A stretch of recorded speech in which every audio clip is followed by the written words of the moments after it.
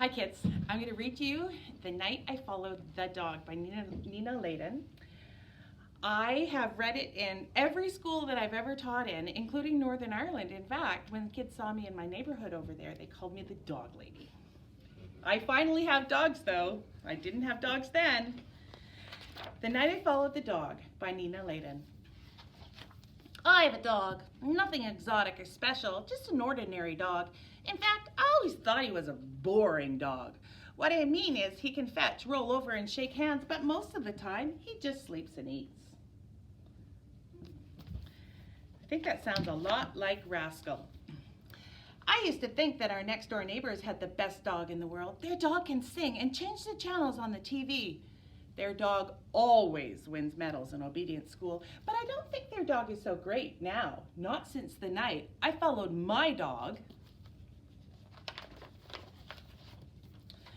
Every night I let my dog out and he runs off into the darkness with his tail wagging. The next morning I let him in and he heads straight for the food bowl. But one morning I knew something was a little bit funny when I opened the door a little earlier than usual and I saw my dog jump out of a limousine wearing a tuxedo.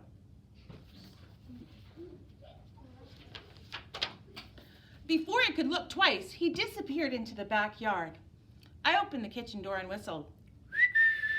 When he came into the house, he was the same as he always is, hungry.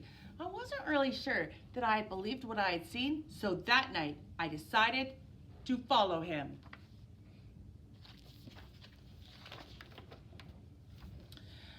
I wore dark clothing so I wouldn't be noticed, and I left my bicycle near the door so I'd have it close by. When I let the dog out, I slipped out too. I took out the garbage so he wouldn't suspect anything. The dog went straight to his doghouse. I saw a light go on inside. Slowly, I snuck around the backyard and peeked into the doghouse. This is not the doghouse that I had helped build. Inside, there was a living room, a bathroom, and a huge closet full of fancy clothes. The dog was in the bathroom. He was wearing a tuxedo and fumbling with his bow tie. When he came out, he casually walked across the yard and down the street. I'm so excited to tell you this story. I dropped the book. I grabbed my bicycle and followed him. 2 blocks later, I saw a limousine pull over. The dog got in, and the car took off. I started pedaling faster. The car headed across town. I thought I would lose them, but luckily they were stopped by a few red lights.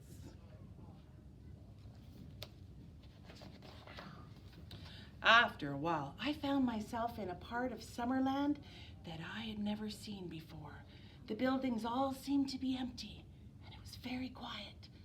The limousine stopped. I hid and watched my dog get out. He disappeared into a building, and the limousine pulled away.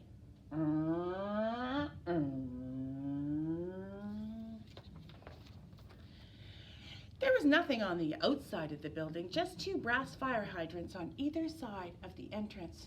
I opened the door. At the end of the hall, there was a neon sign that said, "The Doghouse." It looked like some kind of club.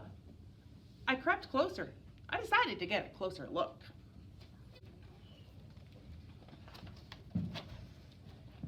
The moment I opened the door, 2 mean-looking bulldogs said, "You can't come in here." I didn't know what to say. So I said, but I saw my dog. I think my dog's in here.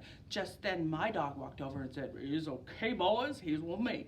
The bulldog said, "Sure, boss. Whatever you say, boss."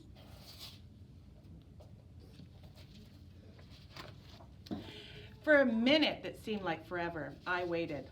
Then my dog said, "I knew you would find out eventually. Well, now you know. This is my place." I looked around. Finally, I asked, "What is this place?" My dog said, this is a place where dogs come after a hard day. It's a place where we can relax. It's a place where we can talk about our problems with the mailman or the poodle next door. See all the sofas? We can sit on the sofas here. We get treats without having to lie down, roll over, or play dead. And if we want to chew on a shoe or chase our tail, no one will stop us. We have no masters here, no rolled up newspapers and no leashes. This is a place where dogs can be dogs. We sat down. A Cocker Spaniel came by and asked me if I would like a bowl of water or some biscuits. No thanks. Little by little, dogs of all kinds started coming in. Some danced, some talked. They all looked at me a little funny, but when they saw who I was with, they smiled and shook my hand. At one point, my dog waved to an Afghan with a camera. She came over and took a photo of the two of us together. Being with my dog made me feel like a movie star.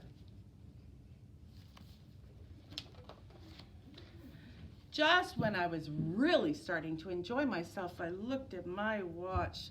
I told my dog I had to go or I'd get in trouble. He nodded. I think he was gonna say something, but then this glamorous greyhound grabbed his paw and whisked him onto the dance floor. As he was getting up, he tossed me the photo of the two of us. Then he bowed slightly and disappeared into the crowd. It was way past my bedtime. As I pedaled home into the cool night, I thought to myself, now I'm really gonna be in the doghouse. But then again, that might not be so bad. It's 10 o'clock at night. Do you know where your dog is? All right, nieces and nephews, I read you a bedtime story. Do yourself a favor and go to bed. And then you can be as smart as these kids from Mrs. Zaral's class. All right, bye.